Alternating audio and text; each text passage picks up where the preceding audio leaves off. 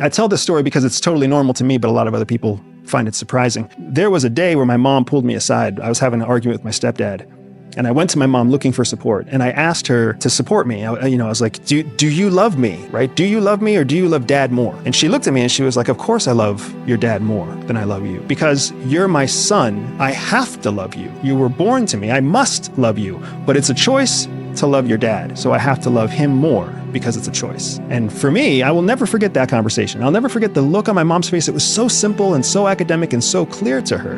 And it's never been something I could ever actually accept. And even now, as a husband and a father myself, I don't understand how that was logically sound to her. I don't know how you could ever actually prioritize who you love. All of that, as you've said, is the result resulted in your academic success and your focus and all of those kinds of things. But at what cost? I mean, it makes you kind of fucked up, man. It makes you feel like, first of all, it makes you feel like your secrets are justified. It makes you feel like you must have secrets because there's nobody that you can talk to about certain things. I remember for many years, you can't take your love life to mom and dad. You can't tell them the girl that you think is cute. You can't talk to them about not getting picked to go to the prom dance or anything like that. You can't talk about that with them because they don't care. And you can't trust your sisters. You can't trust your mom. You can't trust your dad. You can't trust the people in your own house. So because you can't trust them and because you can't take certain things to them, you must keep secrets. And since you must keep secrets, you must be allowed to keep secrets. There must be secrets that are totally acceptable that they are also keeping from you. So I grew up in a world where secrets were something that was very normal.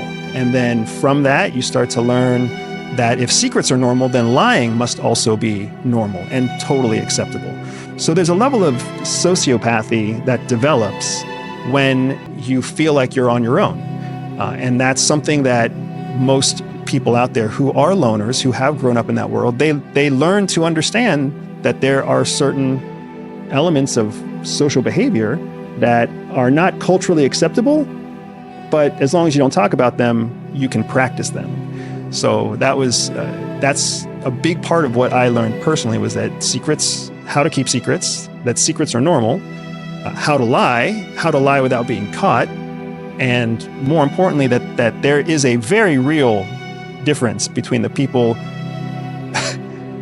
who are raised in a world where they trust people, they trust others, and because they trust others, they have a built-in vulnerability, a built-in deficiency compared to the people who are raised in a world where they don't trust others. Because when you're raised in a world where you don't trust, you can always learn to trust.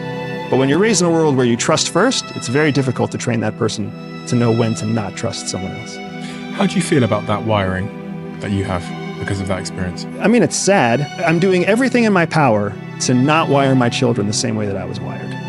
So I do believe that there is a faulty wiring that happened.